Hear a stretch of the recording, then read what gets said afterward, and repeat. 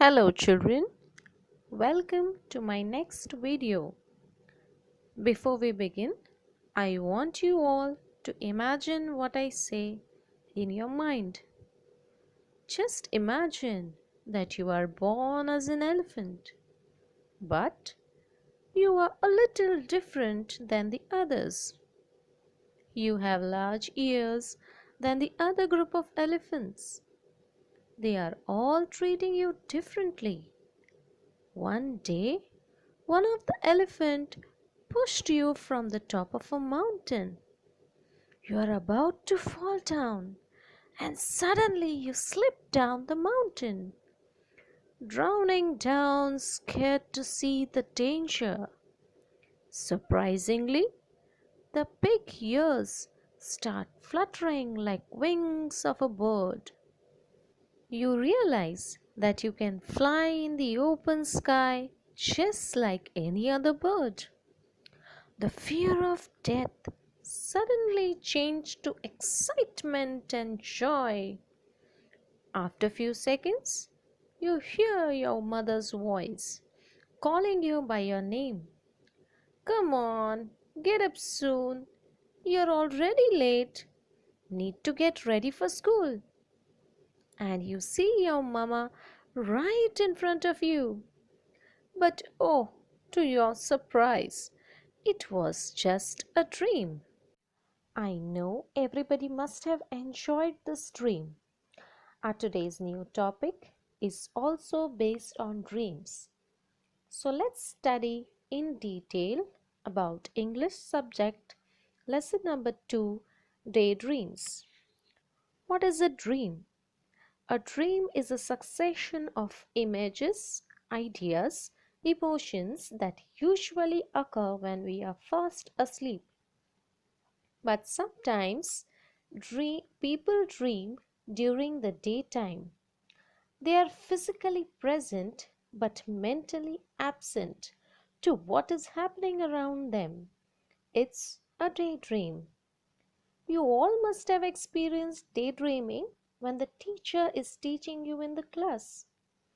Most of the time, you daydream about having fun with your friends during physical education period or short recess.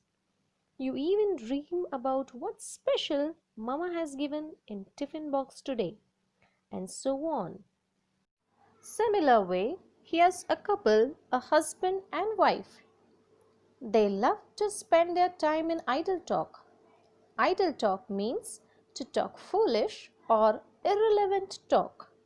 Both the husband and wife were discussing about keeping the cows. The husband said, I have always wanted to keep cows. See, children, when you want something from the market, you need money. So here the husband wished that from somewhere he should get some extra money so that he can buy few cows. But his wife is worried about the extra work that she has to do apart from the other household work. Just like in your family, when there are too many guests to come, Mummy is worried about the extra food she has to prepare, extra cleaning, washing of utensils, and much more. Likewise, the wife is also worried that I have to feed the cows, walk them, bathe them, milk them, because cows need a lot of looking after. Seeing worries of his wife, husband tried to convince her by telling about the profit of getting all the milk when they keep too many cows. Then the wife starts thinking what all profit she would get with so much of milk. Children, can you name different things obtained from milk and milk products? Yes, we get dahi, butter, sweets like rasgulla, peda, rasmalai. Too yummy and mouth-watering, isn't it? Now the wife is planning further that when I get all the milk, I will have plenty of dahi, butter, ghee, and luckily She already had some earthen pots at home. So she decided to use one pot for dahi, one pot for butter, and for ghee, she says, I'll put it in another jar. And in the remaining pot, I will send milk to my sister. As soon as she says about sending milk to her sister, there's a twist in the story. I know you are eager to hear about it. Let's see what happens next. Hearing the statement, husband got very angry. Send milk to your sister? Who said you could send milk to your sister? Do you think wife is going to stay quiet? No, not at all. Why shouldn't I send it to my sister? Because we are going to sell it in the market. That's why. I will decide what to do with all that milk, and not a drop of it goes to your sister. Remember? I will see how you can stop sending a pot full of milk to my dear sister. Just try stopping me. And the fight starts turning from bad to worst. Husband became more angry and started lifting the earthen pots one by one and smashed them down. The wife started screaming more than before. They were so loud that even the passerby could hear them.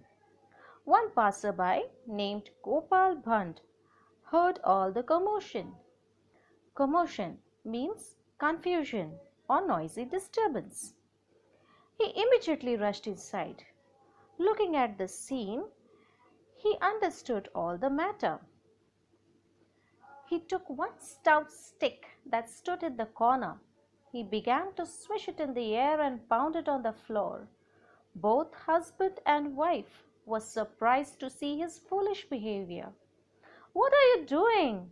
they inquired. Inquired means to ask or investigate. But Gopal Bhand told them to move aside.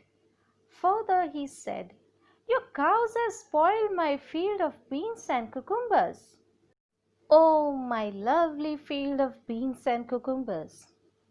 "But you don't have a field of beans and cucumbers," said the husband. This is what Gopal Bhand was waiting to hear. He just looked at them with a raised eyebrow. Both the husband and wife understood what he was trying to tell him. Children, did you understand what he wanted to say? Yes, there were no real cows. They were just daydreaming and talking about their fantasies and fighting for the things which are not present in reality. So what do we learn from the story? Do not just daydream, but work hard to fulfill your dreams. I hope you all like this story. Now I want you to read the lesson on your own and answer the questions based on this story. Answer the following questions. First one, how did the couple spend their time? Second, why did the wife feel that looking after cows is a lot of work? Third, how did the husband convince the wife to buy cows? Number 4, what did the husband and wife argue about? Number 5, how do you spend your free time? Number 6, write about your own dream in short. Thank you, children.